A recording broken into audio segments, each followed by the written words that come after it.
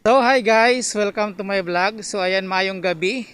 Napaka lamig ng gabi ngayon dito sa Saudi Arabia sa oras ng alas 11 ng gabi. So yan, tingnan mga idol yung sasakyan oh.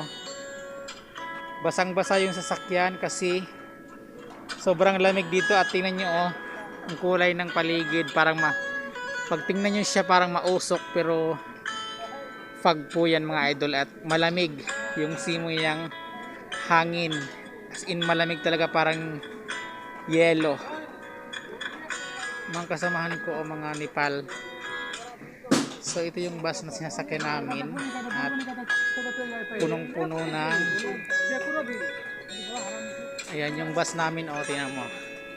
Basang-basa siya kasi pati yung salamin nag-yelo kasi malamig.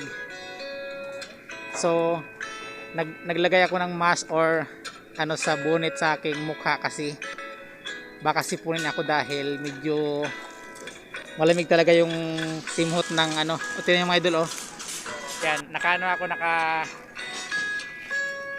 bonnet para hindi ako makalanghap ng lamig. Ayan. So ganito ang itsura ngayon dito sa amin sa Saudi Arabia.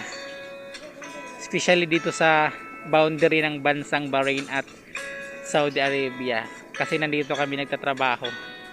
So oras ngayon alas 11 ng gabi at ito nga pala mga idol, malamig at talagang malamig yung tawag dito.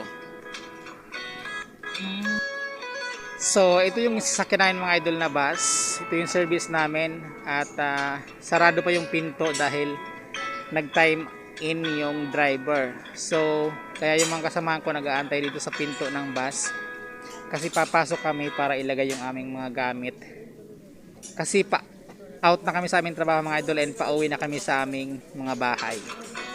So ito yung bus namin, sarado oh. Ito yung mga Nepal, mga kasamahan ko.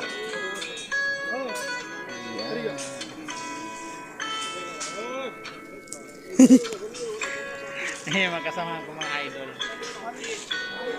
mga Nepal.